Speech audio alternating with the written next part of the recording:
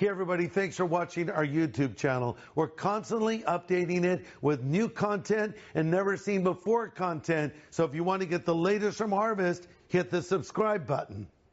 Well, Alice, thanks for having me at your place here. It's called The Rock, right? This is The Rock. Yeah, we started about 20 years ago, trying to find a place for kids to go where they could, an alternative to what's on the street, basically.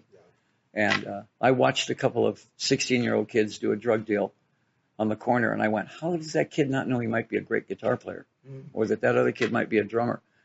And it just struck me right then, why don't we open that, give them that alternative to go there, and it ended up here. That's incredible, and I know you're impacting a lot of young people here, and they come in and they wonder what's the catch, but you're just doing something for your community. Well, and it's not only that, but it's all Christian. We're all Christian guys, and Lord told us to do it. So we just obeyed. That's all. So speaking of that, when I've told people, I met Alice Cooper. Alice Cooper, what's he like? I said, he's the nicest guy, down to earth, so easy to talk to. And, and they have kind of the stereotypical image of you because, you have a persona, right? You're the guy that, well, first of all, I mentioned to a young person the other day, I'm going to talk with Alice Cooper, and they said, didn't he bite a head off a bat? I said, I think that's Ozzy Osbourne. Ozzy, yeah. I said, I do know there's a story with Alice and a chicken, though, but that's sort of maybe a little mythological, right? Back then there was no internet. So everything was word of mouth. Everything was urban legend. Yeah. And they wanted Alice to be that. More than anything, I think they were looking for a villain. Yeah. And I was more than happy to be Captain Hook to everybody's Peter Pan. Yeah. And so because the villain always gets all the good lines, Sure. And so I was built not to be the hero, but the villain. But the villain also has to have a sense of humor behind it, or it doesn't work. And everything is based on how good is the music. Yeah. You cannot put the icing on the cake without the cake. Yeah. A 6-hour rehearsal is 5 hours on the music, 1 hour on the theater. Wow. So, the band, we were up against Led Zeppelin. We're up against, like you said, The Who, the Yardbirds, those guys. Yeah. And you had to be as good as they were, Well, was it a big moment in your life like it is for a lot of musicians today when you saw the Beatles, like on the Ed Sullivan Show? Was that kind of the moment where you said music for, well, it was Vincent Furnier, not Alice Cooper at that point. And I was painting a house, and it was summertime. And I'm painting the house, and the radio was always on, KRIZ or KRUX here in Phoenix. Top 10, it was always the Beach Boys, the Four Seasons, Motown. And all of a sudden I heard, she loves you, yeah, yeah, yeah. And I went, what? And then I heard about an hour later, I heard, I want to hold your hand. And I went, what? Yes. There was 4 songs that I heard immediately, and I kept going, who are these guys? I had no idea they were the Beatles, haircuts. Yeah. Finally, they said, that's the Beatles from England. And then I saw what they looked like, and I went, oh, I got to do that. I got to do that. That's really too much fun. And they were almost like from another planet. The other accents were the Beatles. It talked like this. And it was great. Now they Liverpudlian. And who are these people? Where did they come from? And they were funny. They were. They had a great sense of humor. They talked great. The girls loved them, which immediately got our attention. Yes, the girls loved them. I was 16, or 15, actually. And I immediately called my Dennis Dunaway, who was my best friend. Yeah. We were both on the cross country and track team, both distance runners. And he says, I know a guy that plays drums. Another guy on the cross country team. Yeah.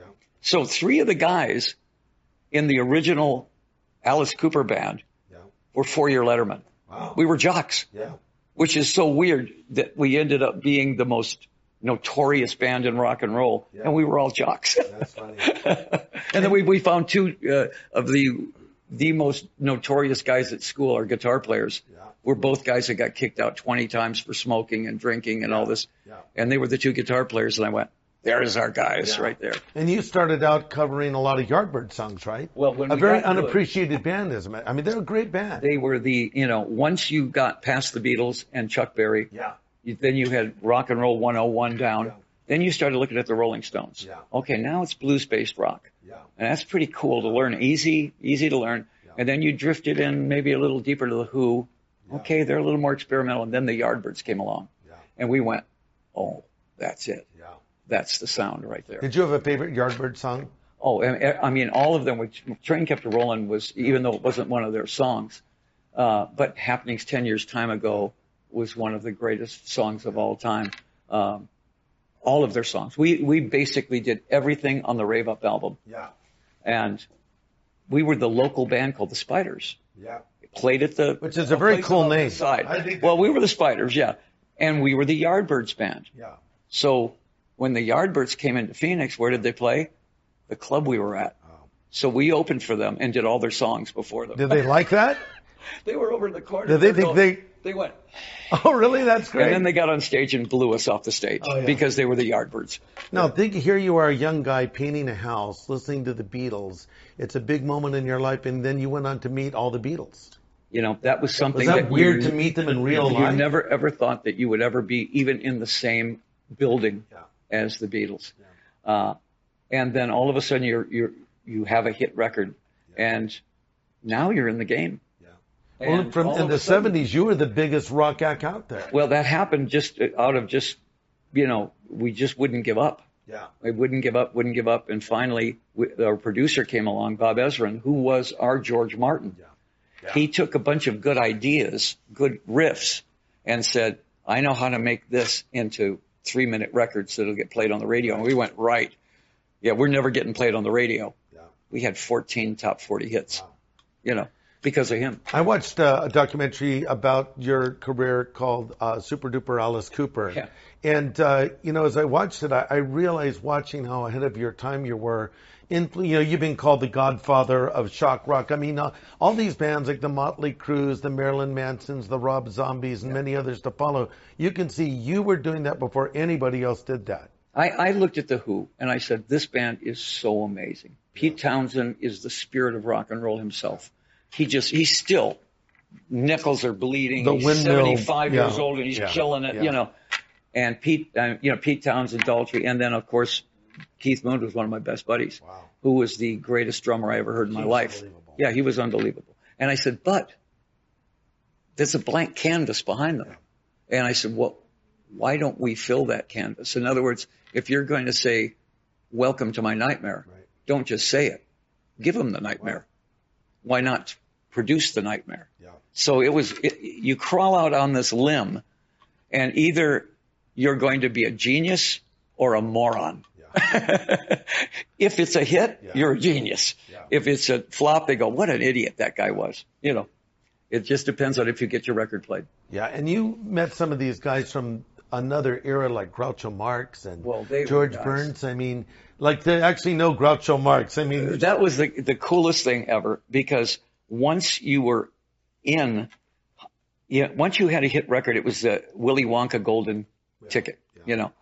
I knew I was going to meet the Stones and the Beatles and all that, and that was the coolest thing ever, because they were the nicest guys. Right. The bigger they were, the nicer they were. Sinatra, Elvis, everybody, and then one night somebody says, Groucho's coming to your show. What? Groucho Marx? Yeah. So he comes to the show, and he sees it as vaudeville. Yeah.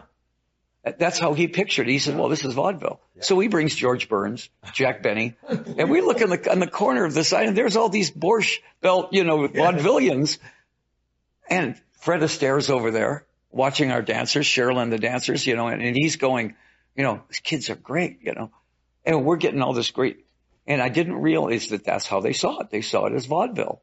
Yeah. George Burns is going, Gracie and I, 1929, That's good, he said, we saw a guy, a magician, use the guillotine like that. Didn't use the snake, but he used the And I'm just sitting there going, wow, So I was the only rock star in the Friars Club. Wow. And I'd walk into the Friars Club, and there's Sinatra, and there's Dean Martin, and Jerry Lewis, and Bob Hope, and all the great comedians, and me. Because apparently they saw me as comedy. That's funny. And you grew up probably watching them on TV, right? Oh, man, Steve Allen. I mean, all the guys that I adored were in that room, and I was all in black leather, they're in tuxedos. And they just totally accepted me as that. I was Alice Cooper.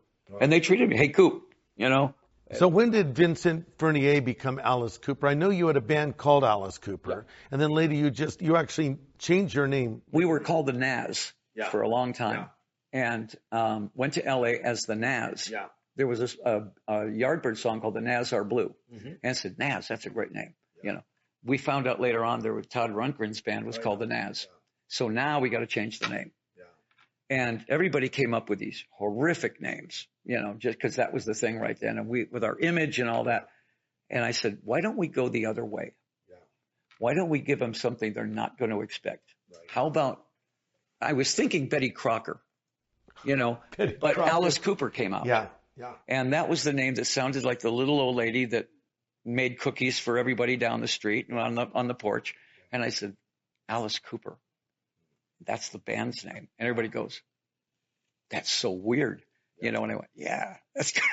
And it's going to just irritate every parent in America. And the rest is history, of course. Now here, I'm going to loop back. Well, let me just ask you one question. You mentioned Elvis. So you've met all these people. So what is it like to meet Elvis Presley in person? How different is he from the persona we have of him? This was 71. Yeah. Elvis was Elvis. So he's in Vegas at this point. He's in Vegas, and he's Elvis Presley. Yeah. And it's not fat Elvis. It's not drugged out Elvis. It's Elvis. And I get a call. Elvis wants to meet you. Wow. And I went, wow, okay. So I get there to the Hilton Hotel. The elevator opens up, and it's Liza Minnelli, Chubby Checker, Linda Lovelace, and me. Unbelievable. And we go up, and they check you for guns. And you're sitting there, talking, and then he comes in the room, and he is the room. I mean, he's Elvis. This is black leather, good-looking, handsome Elvis. And he walks in and says hi, and he goes, hey, man, you're that cat with the snake, ain't you? And I went, yeah. He said, makeup and all that stuff. Yeah. He said, I dig that, man. That's cool. He said, that's really cool. And he says, you're from Detroit, right? And I went, yeah. He says, come on in here. I'm going to show you something. So I go in with him to the kitchen.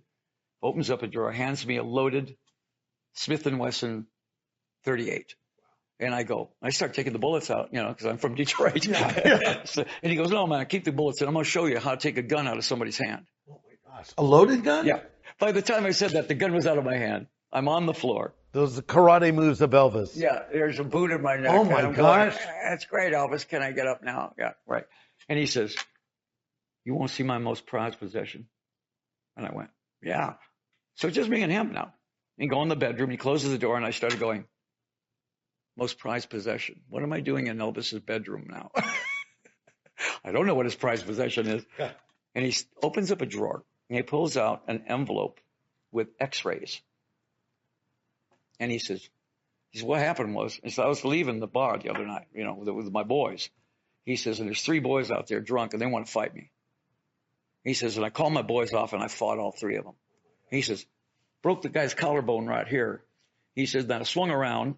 He said, and I broke the guy's wrist here. And I'm sitting there going, this is your most prized possession? Wow. Realizing now that was his only contact with the outside world, was that fight. Yeah.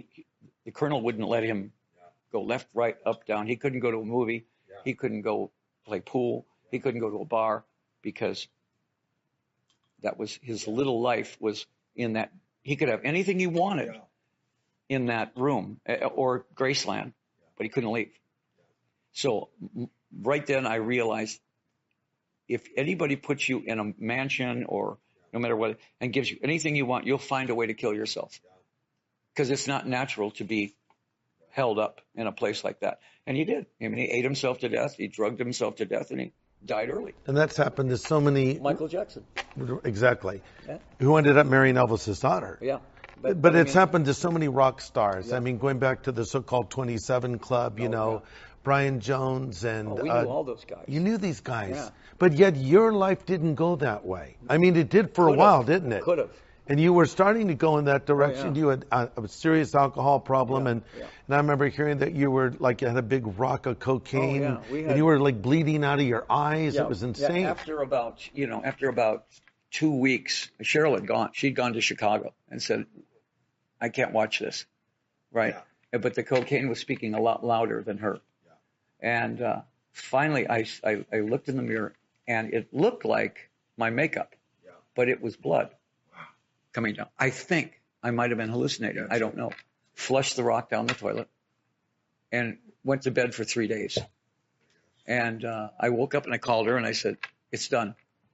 And she goes, right. She said, you have to prove it. And that was the beginning of our relationship coming back. Of course, one of the deals was we start going to church. Yeah. And we started going to North Phoenix Baptist, and there was a pastor there, Jackson, who was a Hell's Fire pastor. Yeah. And there's 6,000 people, and he was talking to me because I was a prodigal son. Yeah. Remember, I grew up in the church. My dad was a pastor. My granddad was an evangelist. And when the band happened, it took me as far away as you could possibly. I was the poster boy for everything wrong. Yeah. And then when I got sober and everything, came back to the church, realizing that's where I belonged there. So we started going to, and a lot of people say, I came to Christ because my love of Jesus. I came to Christ because of my fear of God. Wow.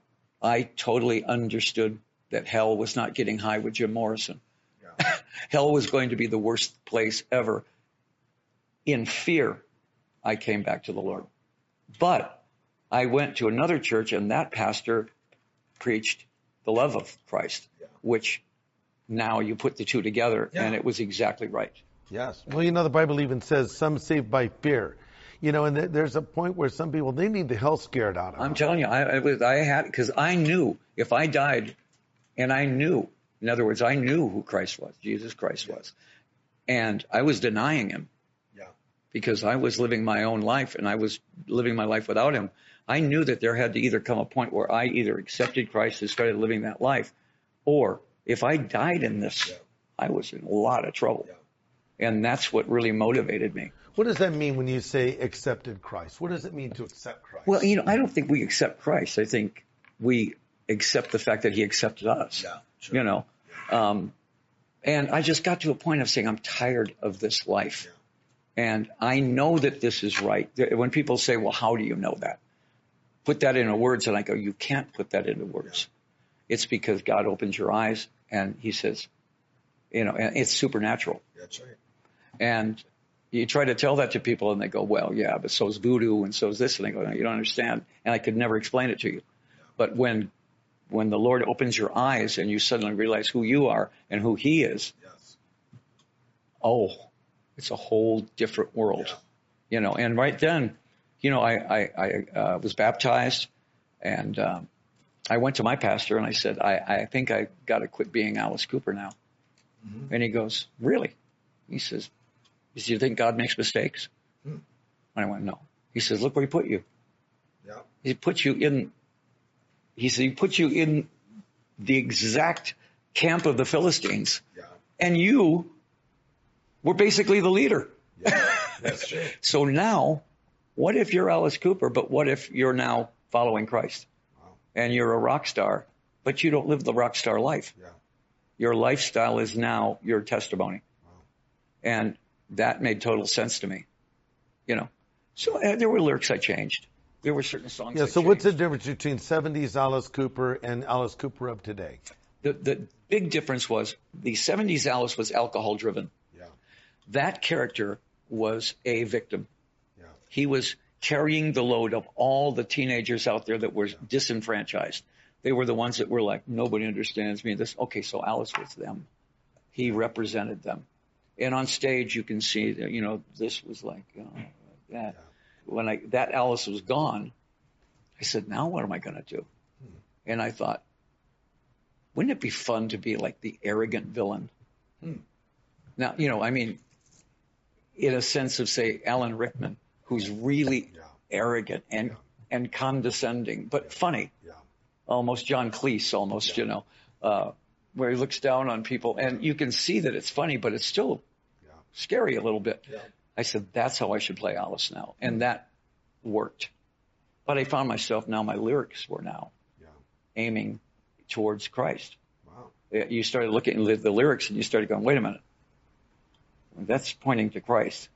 And the only people that understood that were the Christian kids. Mm-hmm. One of my albums, The Last Temptation, was being sold in Christian bookstores, and my record company couldn't figure out why.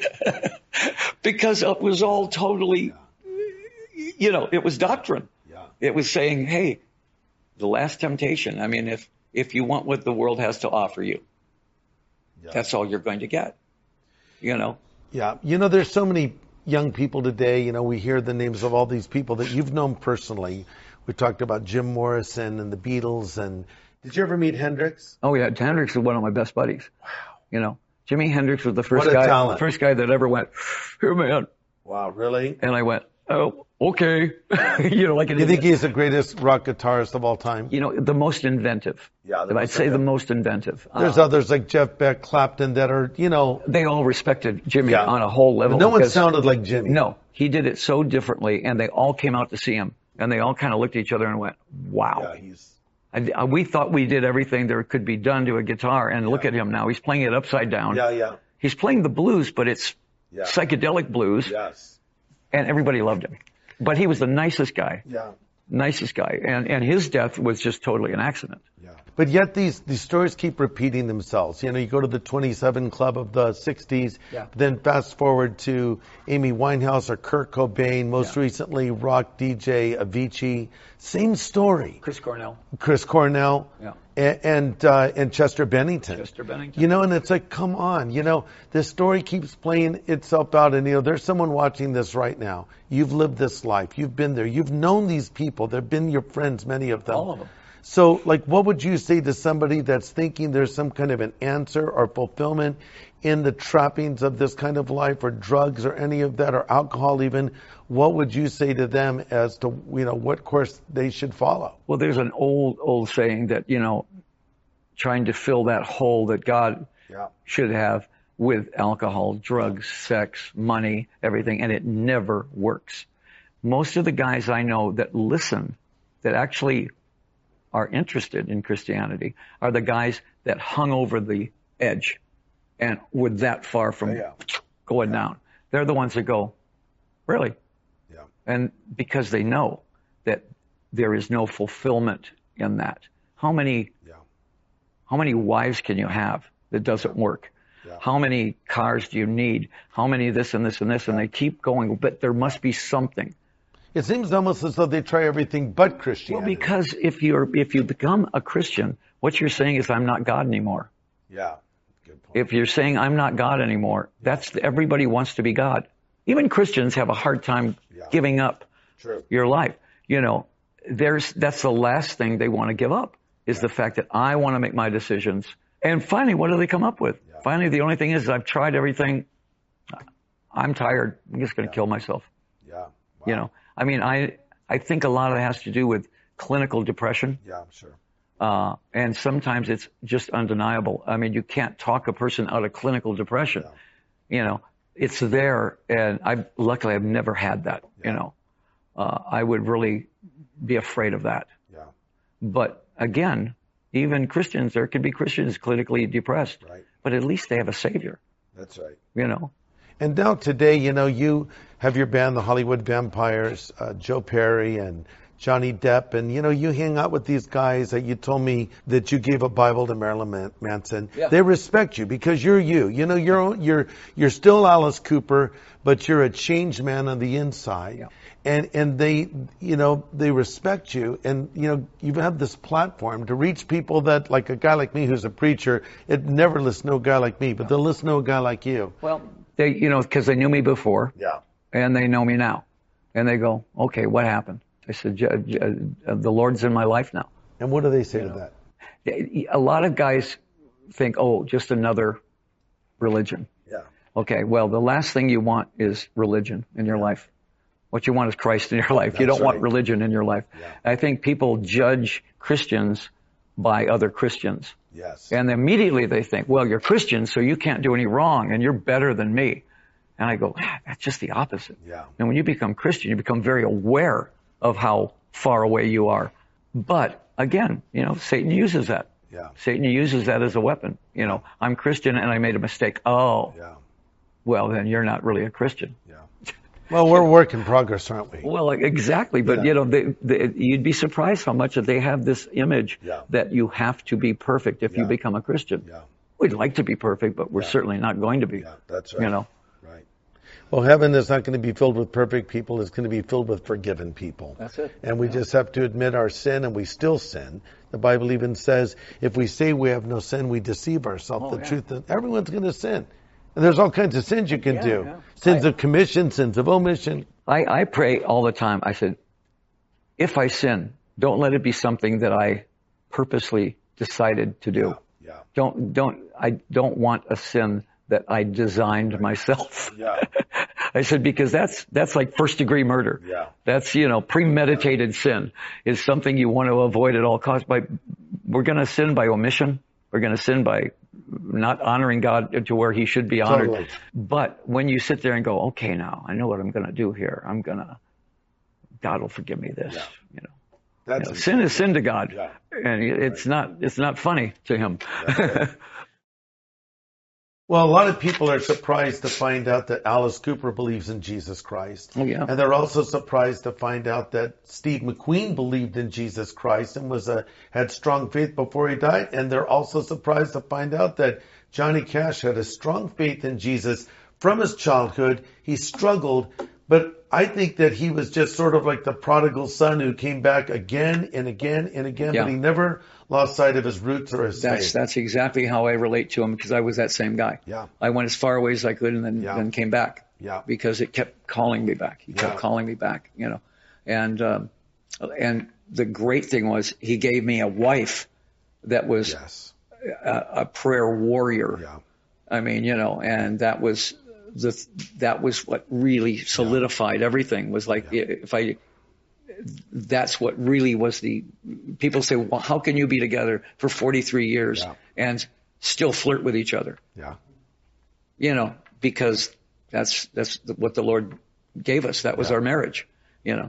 and that's great. And just as God gave you Cheryl, the Lord gave Johnny June Carter Cash. Yeah. And she probably saved his life, literally. Oh, I'm sure. Because he kept spinning out on drugs. And, she really held his feet to the fire. First of all of us guys that are married, we're way out of our league with our wives. That's right. Yeah. Every guy I talk to, I say, how far out of your league are you with your wife? And he goes, oh, yeah, my wife is so much. Yeah, I'm in that category, too. So, Johnny Cash, an American icon, the Man in Black, Alice Cooper, great musician, also a Man in Black, often, not always, but often.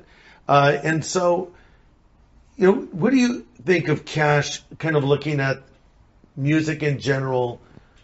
Where do you see him? Like, cause he is actually in the Rock and Roll Hall of Fame. Sure. He's in the Country Music Hall of Fame. Yeah. He really, when he started out, his music was called rockabilly. Yeah. Which is kind of the precursor to rock and roll. Yeah. Along with Elvis and Jerry Lee absolutely. Lewis. And, Yeah. and then later he became more of this country icon. But toward the end of his career, he kind of reclaimed his title as just this, American original. Yeah. Because you look at kids today, they'll have tattoos of Alice Cooper, of course. Sure. But they'll also have tattoos of Johnny Cash. That's right. Why would a young kid today think Johnny Cash is cool, and why has he transcended time? There was something about him that he was like Steve McQueen. Yeah. He was like James Dean. Yeah. There was this coolness about him that everybody could respect. Yeah. No matter if you were into country music, if you were into hip hop, if you were into everything, disco, you say Johnny Cash, here we go. Oh, yeah. Because he was maybe more relatable than Dylan was. Yeah. Dylan was very abstract and wrote a lot of things that sounded great, and it was deep and all that, and some of it wasn't deep. Some of it was just fun, Johnny Cash had this homespun kind of Americanism to him that everybody understood. And same with Elvis, though. Yeah. Elvis, everybody loved Elvis because he was that kid from the South that learned how to play, and there was an honesty about him. Yeah. There was no there was nothing shady about him. Yeah. And Johnny Cash was that icon that every single person could go, yeah, I listen to Johnny Cash. And nobody would go, Johnny Cash. Yeah. They'd go, cool. And then at the end of his career, he was doing Nine Inch Nails songs. Yes, he was. And he was doing Depeche Mode songs. Yes, in fact, you were on Your Own Personal Jesus by Depeche I did Mode. some of the high voices on that one, yeah. But I never met him because I was in a studio. He had already done his vocal. Wow. It was so fast that they called me in. They said, do you want to do this thing on Johnny Cash's album? And I said, what song? And they said, Own Personal Jesus. I had to go listen to the song. I didn't know the song. And I said, what do you want me to do? And we got in there, and they said, well, this is his vocal. And I said, well, the natural thing is to do the fifth, on the choruses. It took me 20 minutes, and I was done. They said, okay. And that was it. Unbelievable. Yeah. So I was kind of hoping that he would be there, and everything like that, but it was just in and out. But that's, in this business, you can do that now. You can sing on somebody's album without ever seeing them. It used to be, if I did something with Guns N' Roses, I was with them in the studio. Yeah. Or somebody was on your album. It was fun to have everybody in the studio because you never knew what was going to happen. Yeah. Something good could really come out of that. Yeah.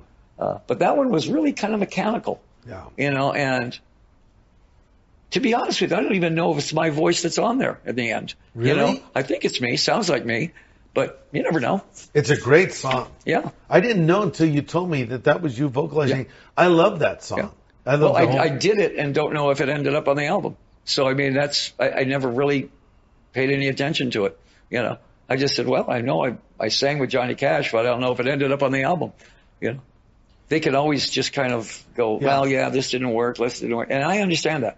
I've had people on my album and I go, as much as I want to use that, it just doesn't work. Yeah.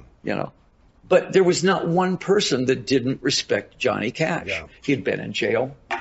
He'd been but he was an all-American character. He was. And there was something extremely honest about him. Yeah. You could trust him. Yeah.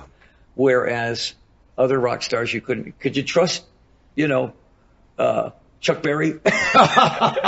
Chuck Berry was the best lyricist of all time. Yes. I agree.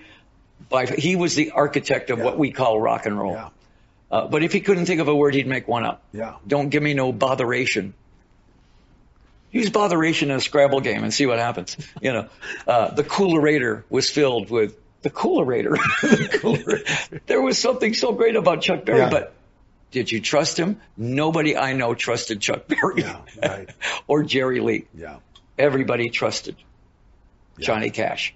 He could be like your cool uncle. Totally. Yeah. What's interesting about Johnny too? A lot of artists, they start well and they don't always finish well. I mean, Elvis, he was rock and roll to many people. That's all right, Mama. Jailhouse Rock, Blue Suede Shoes. But then, he went in the army. He came out. Then there's sort of Vegas Elvis and later Elvis. But Johnny started off, as this rockabilly icon, the same place that Elvis started, Sun Studios with Sam Phillips. But at the end of his career, sort of Rick Rubin, a great producer, comes along and says, Johnny, we got to get you stripped down in a front room with your guitar and just start recording. And then Rubin's bringing songs like from Depeche Mode, Nine Inch Nails, Bono, others, Tom Petty and the Heartbreakers. Probably songs he had never heard before. Yeah. And it kind of reintroduced him to a new generation. And in many ways, he ended as strong as he started. Yeah. The other cool thing about him, he'd go to prison. Yeah, he would. And do an album for all those guys in prison. Those guys in prison went, Johnny Cash. That's right. We can trust him. Yeah. Isn't that something? I mean, a guy that can exude that much trust. Right. I think maybe Mr. Rogers is the only other guy I can Interesting contrast. Johnny Cash and Mr. Rogers. Were the two guys you could trust. Hello, neighbor. Maybe Jimmy Stewart. There were certain guys you just went, well, if that guy was president, I would trust him. Yes. True. But Johnny Cash had this down home. He sang about being in prison. He sang about, I killed somebody and now I'm going to die. Shot a man in Reno just to watch him die. Of course, he never did that, but I think people maybe thought he understood it. And the guys in prison totally got that because they were there because of that. Exactly. But there was this only scandal about him might have been pills. Yeah. He struggled with amphetamines throughout his entire career because when he was starting out on the road, he couldn't keep up with the pace. Someone introduced him to uppers, basically, and he continued to struggle with those. It was Benny's at the time, through most of his life. Yeah, even late in the later years. All those guys did, though. I mean, all those guys were, they were touring on a bus. Yeah, that's right. Through the South. Yes. Where they, a lot of these guys couldn't even go to the bathroom, in the bathroom. So they, and they were doing like 2 songs a night, but they do 25 shows in a row. Yeah. So they're pumping bennies. Well, the thing about it is when you're in a garage with your friends and you're learning songs, it never occurs to you that you're going to be on the road someday. Yeah. You figure, well, we're going to go to Tucson maybe. Yeah. Oh, that's on the road. You never realize at some point you're going to be on the road for 4 years. Yeah. And without a break. And when you're 20 years old, you're also indestructible. And fame does not come with a handbook. With an instruction book. It says, okay, now you're famous and this is what you're supposed to do. It's a bunch of 21-year-old guys. They've got a #1 record and everybody's throwing money at you. It doesn't say, now this is what you're supposed to do. You're a kid in a candy shop. Yeah. So you're doing everything. And And again, you've got so much energy that you're never tired. Yeah. So it's really easy to burn out at 27. Yeah. I watched the guys burn out at 27 because the party never ended. Yeah. And if you lived in LA or New York or London, the party never ended. 24 hours, and I was in that party, but again, you get to that point where I think that there's your body starts talking to you saying, you have to sleep now. Yeah. First of all, you cannot believe your own hype. Once you start believing what you're reading about yourself, that's when guys get in trouble and they start going, hey, it says here, I'm the best songwriter. And that's one guy's opinion. Yeah. You have to take what's happening to you almost as you're in a very special place where you have a record everybody likes and they like what you do on stage. That's it. Yeah. You are, you are no better than this guy. You're no better than that guy. You might tell better stories. Mm-hmm. You might be more personable, but every guy that I met that was a major star was the nicest, most personable people. Frank Sinatra was one of the nicest guys around. Wow. Peter Sellers was just as cool as could be. Wow. Dean Martin was as cool as could be. The Beatles were the nicest guys in the world. The Stones couldn't be nicer. Elvis couldn't be cooler. And I kept going. What I'm learning from this is, when you get to there, the guy that's sweeping the floor is just as important as the guy playing lead guitar. Wow. And I always treated everybody exactly like that. Never looked down on anybody, and that is what keeps you going. You don't make enemies that way. Now, I know guys that are just hated in this business. Yeah. People will look at them and go, yeah, they're famous, but I just hate them. And you go, wow, you've got that fame. Why not use it to be a nice guy rather than a bad guy? That's right. And a lot of guys they have what's called a success complex. They will actually sabotage their own careers because they don't think they deserve it. Mm-hmm. I just kind of went, look, I was in the right place, right time with the right stuff. Yeah. And I kept it going. And to me, everything was about quality. How good are the songs? We cannot afford to do a bad show. I don't care if you do 15,000 shows. There's not one bad show in there because you cannot afford that. And maybe that's what kept me going. Yeah. But my natural thing is I like people. Yes. The day that people come to you and say, I want your autograph, and you go, I can't do that.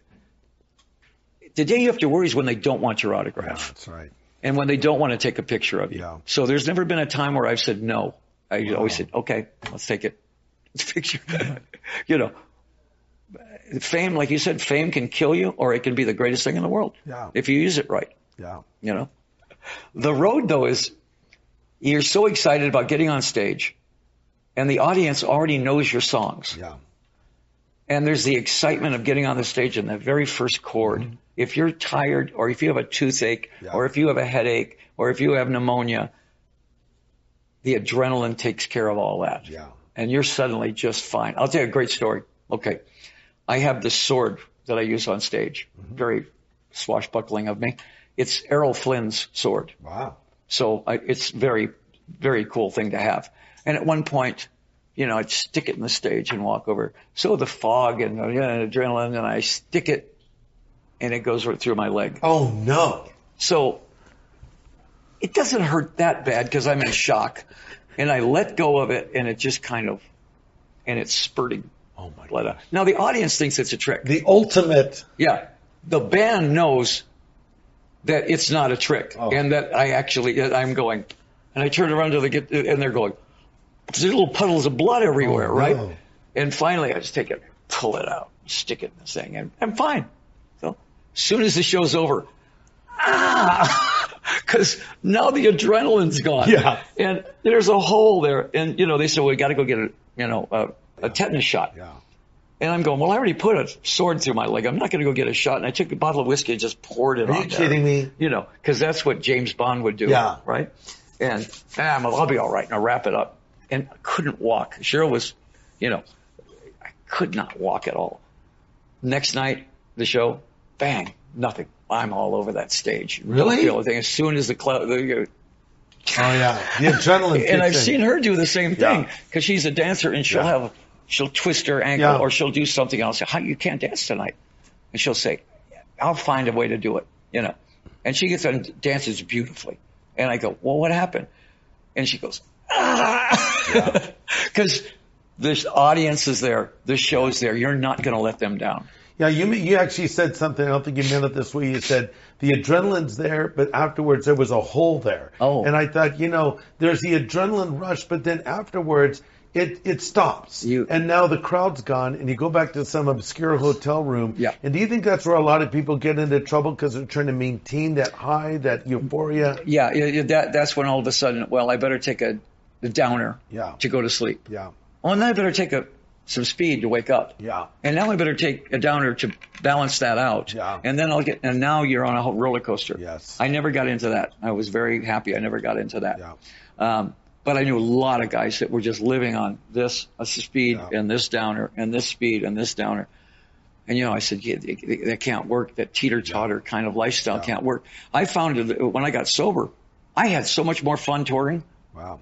Because now I could remember what I did. Yeah. And I was never a drunk. I was on a golden buzz. I was on that sort of maybe the most operative alcoholic there ever was. I never missed a show. Yeah. Knew all my lines. If I was going to do a movie, I knew all my lines. Everything like this. The psychiatrist then when I went to the hospital, he goes, so how much do you drink when you go on stage? And I went, I never drink when I'm on stage. Oh. Well, when you're doing a movie, how much do you drink when you're filming? And I go, I never drink when I'm doing a movie. She says, so Alice is not the alcoholic. Alice is totally straight. When he's working, he's not high. I went, yeah. He says, the monster isn't the problem. Dr. Frankenstein's the problem. Wow. He says, he's fine. When you're working, you're maintaining, you're doing everything. He said, as soon as you get done, you go back to medicating yourself. Yeah. And so I didn't realize that when I was working, I never used to drink on stage ever. Yeah. So it was very interesting to find out who the monster was. Yeah. It was me, not the character. Yeah. I always blamed him. It was easy to blame Alice. Yeah. I think that performing was so important to me. Performing in front of the audience and getting it right was so important to me. And it was, once you were in front of that audience, there was no excuses. There wasn't no, let's take that again. The audience was there. Yeah. And you had to do it right the first time. So I could not afford to be drunk. I had to be on it. Yeah. Now, as soon as that was done and I got them and I did it and I walked off, now I needed to relax from it. Yeah. And I would start this habit again. I still have this habit, but now it's Diet Coke. Wow. Everything. You never lose that habit, but it's just what you're drinking now. You've been clean and sober for how long? 37 years. So is it a point where you don't even drink any alcohol at all? Nothing at all. Not even near beer. I mean, Johnny Depp, I go over to his house and he's smoking fake cigarettes because he's trying to quit smoking. And he's drinking fake beer. I said, Johnny, you're going to have a fake heart attack. You're just going to, have the heart attack that really wasn't, it was all about that. But I won't even taste fake beer, the near beer, what they call it, I said, because why? That's a trigger. Yeah. That's just a trigger for me. Yeah. I can't do a trigger like that. Yeah. I won't take, if you go to the dentist and they say, well, you're going to have a lot of pain, so here's this. Yeah. And I go, Advils, okay? Yeah. Or Tylenol. Right. But that's it. I can't do anything addictive. The only thing addictive to me right now is golf. Yeah. You play how many days a week? I play 6 days a week. Incredible. Every day. But all the guys I know in rock and roll that were former alcoholics, Lou Reed, Iggy Pop, Dylan, Neil Young, people that you would never expect, all play golf. Really? Yes. Dylan plays golf? Dylan plays golf. And he boxes. Dylan boxes? His main thing, if he was going to go on the $64,000 question or Jeopardy, and his category was boxing, he'd win $1 billion. He knows everything about Never the game. knew that. No, he has his own gym. He has his own sparring partner. Bob Dylan is like, and when I talked to him, all I talked about was Roberto Duran. Wow. And, who was the best middleweight in the 80s. He seems so mystical and mysterious. No. Is he that way when you just talk to him? Robert Zimmerman, the real guy? If you say boxing, okay. you're right there with him. Wow. Isn't that weird? It is weird. That certain guys are so locked in that. Here's Lou Reed, that we used to live together at the Chelsea Hotel, which was Sodom and Gomorrah. Yeah. Modern day Sodom and Gomorrah. Yeah. There were people there sitting in the lobby who couldn't get their key in the door because they were so heroined out. Wow. And he was one of them. And I see him years later, and he goes, Alice, how you doing? I go, oh, hey, Lou, how you doing? He looks pretty good. Yeah. And he goes, oh, yeah. He says, hey, listen, I'm hitting the ball a little bit right. And I go, yeah. You're playing golf? Yeah. Lou Reed's playing golf. Wow. And he goes, Alice Cooper's playing golf. And I went, yeah, we wouldn't be having this conversation 25 years ago at the Chelsea Hotel. And he goes, no. Well, how is it that you could go from heroin to golf and somehow that it would change? What is it about there's that? Something about you stand up in front of the ball and you hit it, and you hit a great shot. Yeah. And it goes right down the middle, and you go, oh, yeah. That's just like taking a really great hit of whatever you're doing. You'll chase that. You'll take 5 or 6 horrible hits and bad shots to get one more like that. And you hit it, and you hit another good one. Oh. Now you're back. Yeah. I said, Lord help you if you hit 20 good shots in a round, because now you're going to play every day. And it's the biggest addiction. Golf is like the crack of sports. Wow. Nobody's ever called it that. But that's a tweet for today. Yeah, that is. Golf is a crack of sports, Alice Cooper. But you meet guys that were addicted, and they all play golf. Oh, interesting. Yeah. I've always wanted to learn, but I think that because I'll have to be bad for so long before I would be even competent. And I have so many friends at golf. Billy Graham once told me, he said, Greg, you should learn how to golf. And I said, why? He said, because many of the people I've met that I've been able to share the gospel with, I met him golfing. He'd golf with Bob Hope, with people that would become congressmen and senators and later presidents. I got to a point where I said I wouldn't vote for a president that didn't play golf. Uh-huh. And any president that says I don't cheat at golf, don't vote for him, because he's lying. Every president, everybody I know cheats at golf. Not when you're playing with your friends, they're not cheating. You're just playing around. In a tournament, though, you can't cheat. Yeah. Or if you're playing for money, you can't cheat. But when you're playing with your friends and you say I don't cheat, you go, come on. Who are people that you've golfed with that we would never think Alice Cooper would golf with? Groucho. Groucho Marx. Groucho Marx. I played with Bob Hope. Bob Hope, of course, big golfer. In fact, he'd take his club out in the stage. That was part of his. Him and Bing Crosby. Were both 5 handicappers. They were really low handicappers. Dean Martin and Jerry Lewis were both 5 handicappers. Wow. They were both really good players. And I remember one time, this was the classic story. Here's Alice Cooper with hair down to here, black leather at one of these Friars clubs. Everybody's in tuxedos, and everybody you look at is somebody that you went, oh my gosh, that's Jonathan Winters. That's, da-da-da-da, that's da-da-da. And a guy comes over and he says, hey, Bob wants to talk to you. They say, yeah, come on. And I walk over there, and there's Bob Hope, President Ford, the president of Steel, of U.S. Steel, and 4 or 5 other guys. And I walk over, and Bob says, Alice. Yeah. He says, I seem to be slaxing the ball, And I said, well, relax your right hand and let the club turn over and everything. And I have a picture of me like that and him standing there looking at it. And the president goes, and I went, this is so weird. Because, it's incredible. Here's these guys that Alice Cooper should be somebody they wouldn't even ever talk to. Yeah. But golf was the common denominator. Oh, interesting. And that was the thing that everybody's going, oh, yeah. And I'd get a call. I got a call one time I was staying at the one of the big hotels. I can't remember, in New York City, the Plaza. Yeah.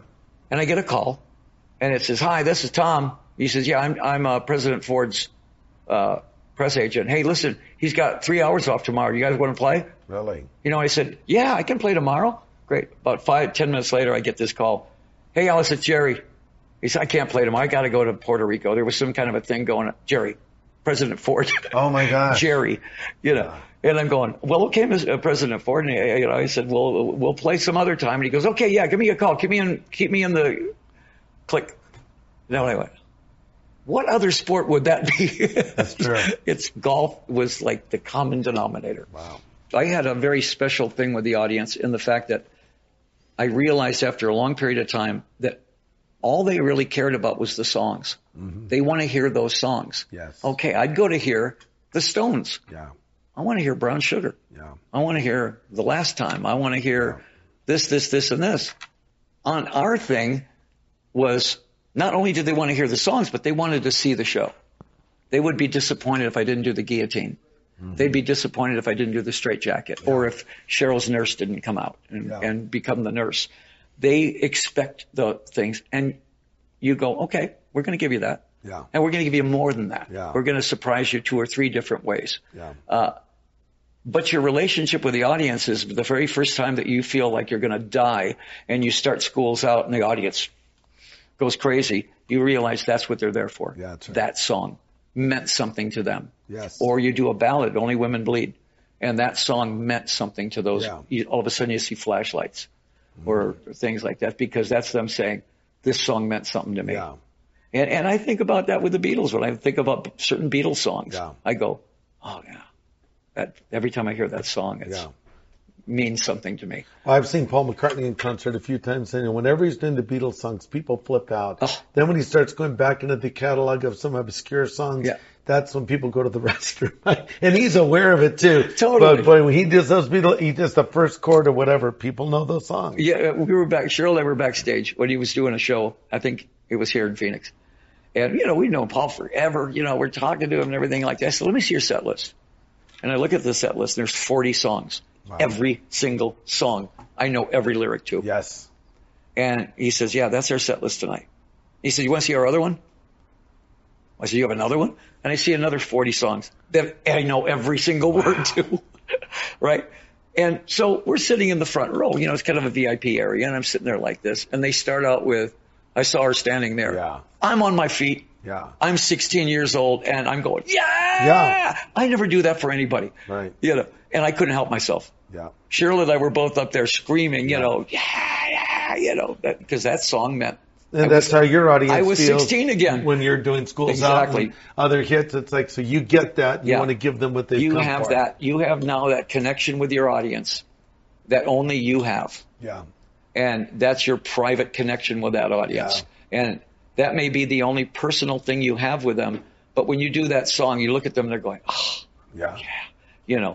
So you try to do every song you can that they're going, it's going to represent a period of their life. Yeah. That's amazing. I get in trouble with this sometimes because I defend rock and roll on a level that what's being called rock and roll now isn't rock and roll. Yeah. I see a band with an accordion and a banjo, and they go, best new rock band ever, and I go, look what you're settling for. Yeah. Would you really put that band in the same record store as The Who? Yeah. This is so far away from being rock and roll. Mm-hmm. So when a rock band does come along, the Struts or the Stripes or Foo Fighters or Green Day, a real rock band, I go, that's what rock is, right there. That's right. But what I'm seeing that you're calling rock is settling for some fourth-rate band. Yeah. I think there's going to be a time when there's a lot of, now every generation rebels against the last generation. Yeah. Last year, vinyl went up 85%. Yeah. Why? Because kids are tired of buying air. Yes. Now they've got into the ritual of, now I want to buy an album. Yeah. I want to open it up, smell it, look at it, see who did what. Put the ritual, put it on a turntable, put the needle down, and listen to it. That's right. The other generation was just, I just want to buy one song. Yeah. And they don't own anything. It's just air. These kids now got an album. Remember when we opened up Sgt. Pepper's for the first time, and you have the lyrics actually printed out? We did that with every album, though. Yeah, the White Album with all the little goodies they put in it, the photos and things like that. I think that is now apparent to what kids are doing now. They're back to that organic thing where I want to own a piece of this band. Yes. I want to invest in this band. That's right. Good.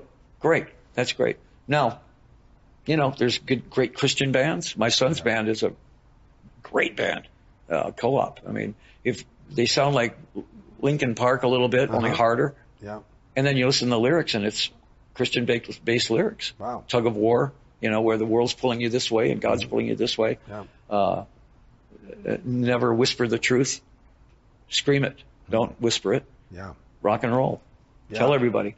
Yeah. And if you didn't listen to the lyrics, you'd go, well, this is just a hard rock band. But then you listen to the lyrics and you go, oh, wait a minute. Yeah. These guys are agents. Yeah.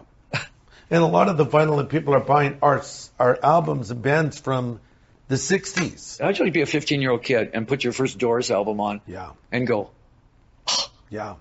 What? Yeah. Who is this? Right. Or you hear Jimi Hendrix for the first time. Yeah. I always think about this. The very first time you accidentally turn on Monty Python and you're 16 and you're laughing your head off and you're going, who are these guys?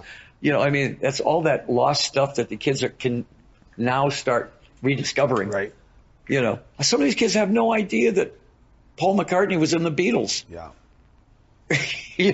That's so crazy to me because, we lived through the Beatles. Yeah.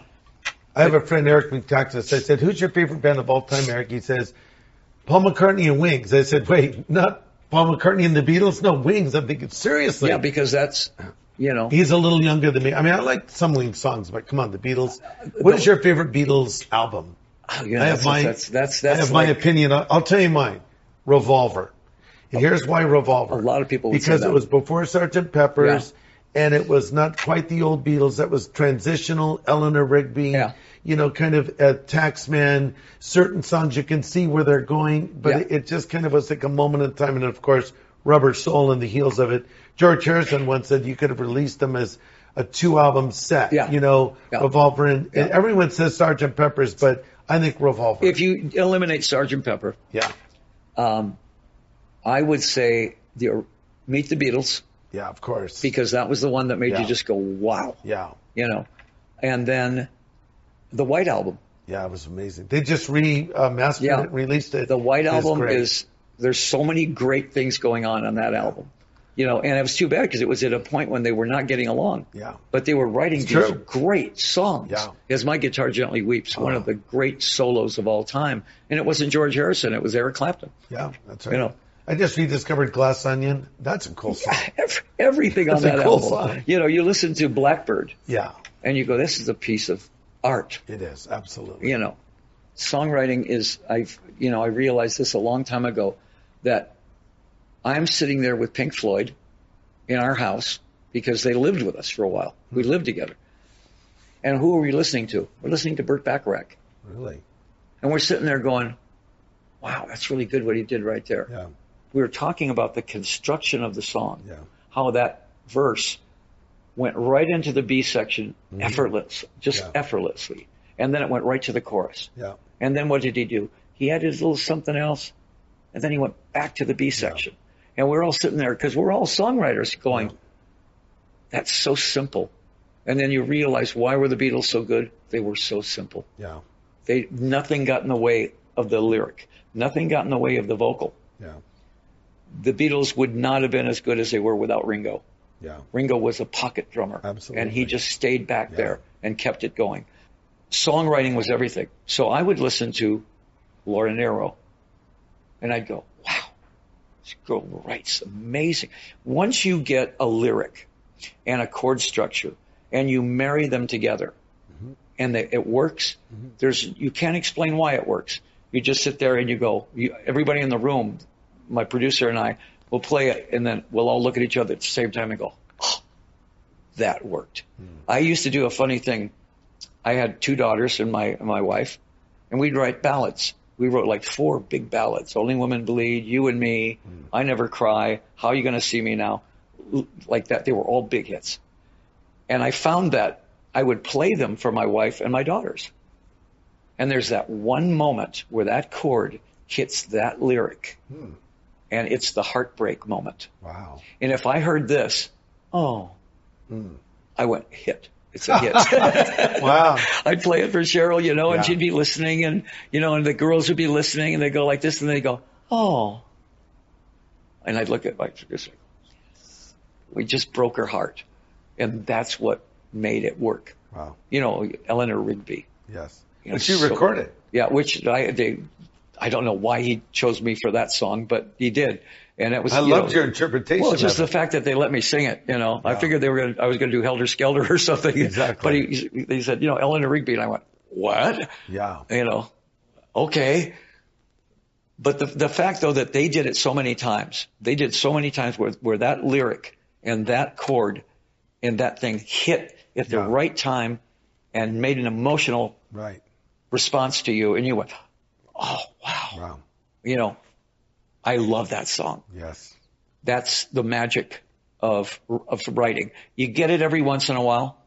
Every once in a while you get that one little moment where you just go, got it. Yeah. And only you know it. And then you hear it on the radio and people go, oh yeah, I love that song.